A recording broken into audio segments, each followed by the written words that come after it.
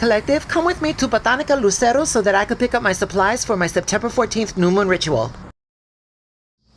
September 14th is the new moon, and I needed some supplies for the new moon ritual. I needed some Florida water and one white candle. I'm here at Botanica Lucero at 4644 North Kedzie.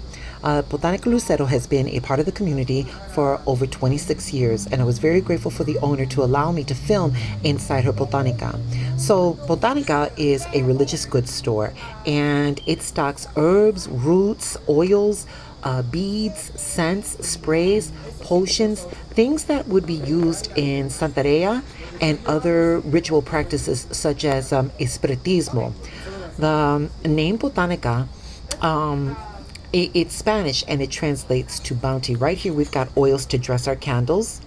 And then right here we have a wall of baños espíritus, spiritual baths, to do for cleansing. Now coming up, we are going to come again with some candles, and each of them represent different saints or different oroshas. And you're going to come across like some skulls or some skeletons, and to the lay person, they may seem very scary. But for people in a ritualistic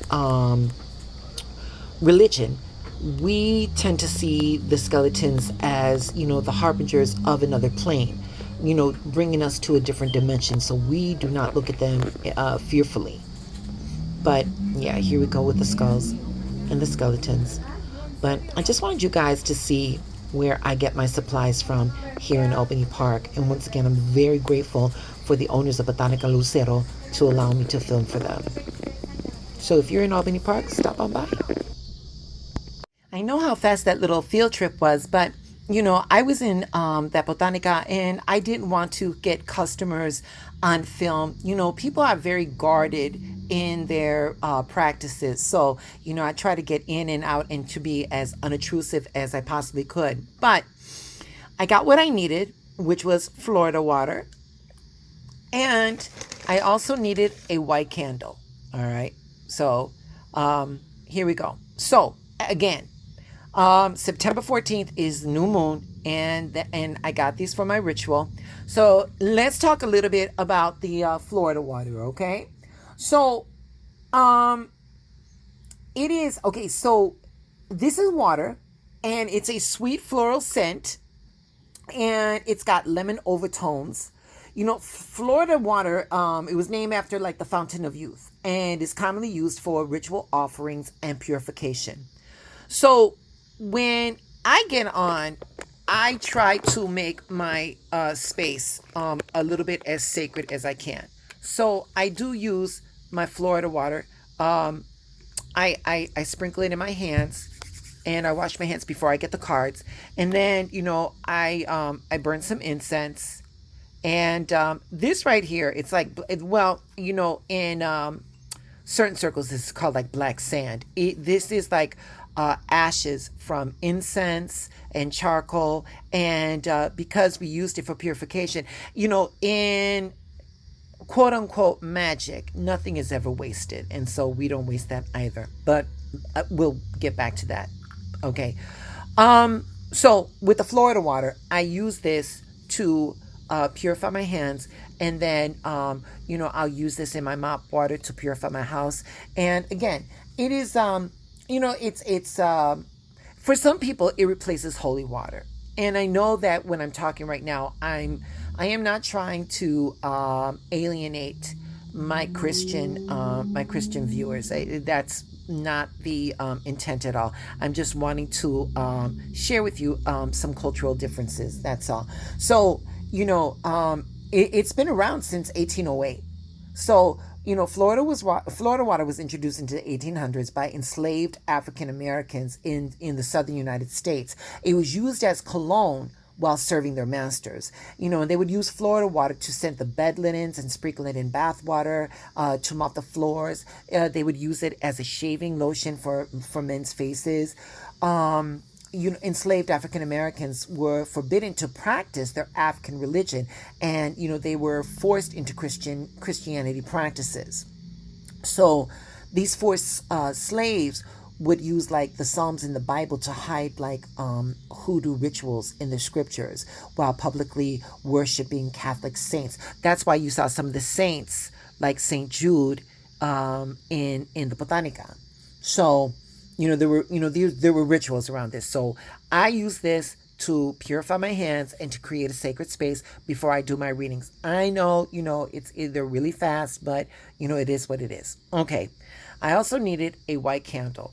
So, for the sake of the video, I've already dressed my candle, and we'll talk about that some other time.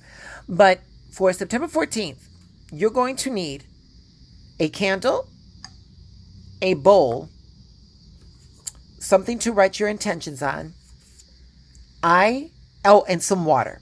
Okay? So, what you're going to do is you are going to light your candle. There you go. And let some of this wax drip. Oh, come on. Let some of this wax drip on the bottom over here. There we go. Haha. There you go. Now, what you cannot see is that I inscribed my candle. I don't think it's picking up. It's coming up on the camera. Well, let me see if I can get a little closer. Nope. It's not showing up, collective. I'm sorry. All right. Anyway, so what I did was that I got my candle and I wrote my intentions on here, and I also wrote my intentions on here for the new moon. Okay, so my intentions for this new moon: I want continual perfect health for me and my loved ones, perfect employment and continual abundance. I want social media success, and I wrote down this and better is manifesting for me and all concerned in harmonious ways. So on my candle, I wrote down health, abundance, and success. All right. So there we go. So we got that. All right. Right here, we have some black obsidian, and that is for protection. This right here. Oh, can you see that, collective? Can you see that? This is rainbow hematite. There it is. Rainbow hematite, okay? And this is very, very good. Rainbow hematite has a lot of special properties. Well, aside from it being beautiful, because all rainbows are beautiful, right? So the properties that rainbow hematite have, it's that it's number one, it's a master grounding stone, and it dissolves low energy vibrations, and it's also very stabilizing, so it brings a lot to the table. And then I have clear quartz to charge everything. So now what you're going to do, collective, you're going to add some water to the bowl. There you go. And so up until the 14th, you're going to sit with your candle, because water magnifies and it's going to be charged with the crystals and also with the moon. And you're going to focus on your intentions. On the evening of the 14th, you're going to roll up your intentions. You're going to roll up your intentions. You're going to burn them. And I always keep my ashes. With the rest. Hold on, collective. I don't want... Shot, I'm going to burn up this house. Okay. I always keep my ashes with the ashes that I use for like my charcoal and my incense and stuff, and I just mix it up. Here, some people like to write their intentions on bay leaves and they burn them, and the bay leaf gives a very nice aroma as it goes along too. And if it were me, I would still put my ashes from the bay leaf in my incense bowl. But that's all you need. That's all you need. Some of these things, excuse me, some of these things are not necessary, like the crystals that is just for me. Water is very charging, and a white candle that you would just write your intentions on, and you could focus, your intentions, on the flame, up until the new moon, and that would be it. Collective, I want you to understand that, these things are props. The candles, the incense, the Florida water, these are all props. Real magic comes from us.